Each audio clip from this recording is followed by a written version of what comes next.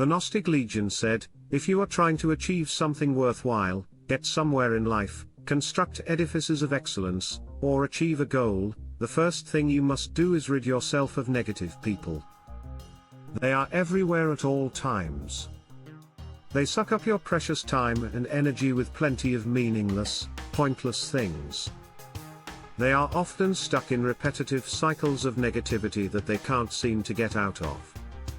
Usually, the stuff they are bogged down by isn't all that important. It's minor, petty shit that keeps them mired in unproductivity and misery. These people can be incredibly hard to shake, not only because they constantly linger around like a bad smell, but because they cannot bear to see anyone improve themselves. What happens immediately is that they look worse.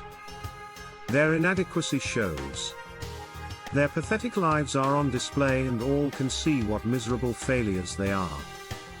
Naturally, they will try to drag you down with them to avoid this. It is these kind of people that are the enemy to progress. Shake them off and see yourself flourish, or be swamped by negativity until the end of time. Trolls are pure negative energy. They do not evolve. They are exclusively destructive.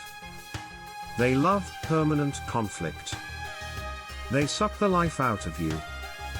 You cannot allow these people to stop you from being productive. You must ban trolls if you want to make any progress. You cannot be around them. If all trolls were exterminated, the final solution of the troll problem, the world would lose nothing and, in fact, take an enormous evolutionary step forward. False friends. Can there be anything worse than false friends? With traitors pretending to be loyal. With people stabbing you in the back even as they reach out to shake your hand. What's wrong with people? George Bernard Shaw said, all great truths begin as blasphemies. Pindar and Horace. Pindar said, here profits not to tell the whole truth with clear face unveiled. Often is man's best wisdom to be silent. Pindar said, for words live longer down the years than deeds. Horace said, I teach that all men are mad. Horace said, lawyers are men who hire out their words and anger. The Dunbar number, self-limiting activism. Wikipedia says, Dunbar's number is a suggested cognitive limit to the number of people with whom one can maintain stable social relationships. These are relationships in which an individual knows who each person is and how each person relates to every other person. This number was first proposed in the 1990s by British anthropologist Robin Dunbar, who found a correlation between primate brain size and average social group size. By using the average human brain size and extrapolating from the results of primates, he proposed that humans can only comfortably maintain 150 stable relationships. Proponents assert that numbers larger than this generally require more restrictive rules, laws, and enforced norms to maintain a stable, cohesive group. It has been proposed to lie between 100 and 250, with a commonly used value of 150. Dunbar's number states the number of people one knows and keeps social contact with, and it does not include the number of people known personally with a ceased social relationship, nor people just generally known with a lack of persistent social relationship, a number which might be much higher and likely depends on long-term memory size. Dunbar theorized that this limit is a direct function of relative neocortex size, and that this in turn limits group size. The limit imposed by neocortical processing capacity is simply on the number of individuals with whom a stable interpersonal relationship can be maintained. On the periphery, the number also includes past colleagues, such as high school friends, with whom a person would want to reacquaint himself if they met again. Are we Dunbar number people in a non-Dunbar society, that is, a disaster waiting to happen?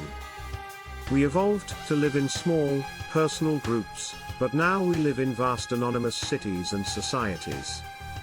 How is that going to work? It won't. It doesn't. A Dunbar number applies to online groups as much as to real-life social groups. Most Facebook pages dealing with online Illuminism have typically attracted only 100 to 500 people. Then the groups just cease to grow. It's as if a bunch of introverts have got together, reached the maximum number of people they can deal with, and then decided to stick with that. There's never any breakout, such as you see with extroverted Facebook groups where there are tens and hundreds of thousands of friends and followers. Stephen Fry said, "It's no big deal, as it shouldn't be. But yes, for anyone interested, I have indeed deactivated my Twitter account. I've left Twitter before, of course. Many people have time off from it whether they are in the public eye or not. Think of it as not much more than leaving a room. I like to believe I haven't slammed the door, much less stalked off in a huff throwing my toys out of the pram as I go, or however one should phrase it. It's quite simple really. The room had started to smell really quite bad. Oh goodness, what fun Twitter was in the early days, a secret bathing pool in a magical glade in an enchanted forest. It was glorious to turn as swimmers into cleanless leaping. We frolicked and water-bombed and sometimes in the moonlight, skinny dipped. We chatted and laughed and put the world to rights and shared thoughts sacred, silly and profane.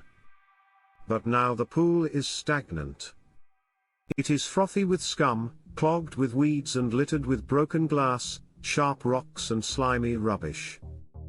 If you don't watch yourself, with every move you'll end up being gashed, broken, bruised or contused. Even if you negotiate the sharp rocks, you'll soon feel that too many people have peed in the pool for you to want to swim there anymore. The fun is over. To leave that metaphor, let us grieve at what Twitter has become.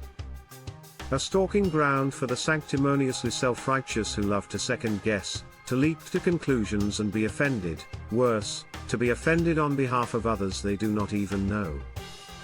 It's as nasty and unwholesome a characteristic as can be imagined. It doesn't matter whether they think they're defending women, men, transgender people, Muslims, humanists, the ghastliness is absolutely the same. It makes sensible people want to take an absolutely opposite point of view.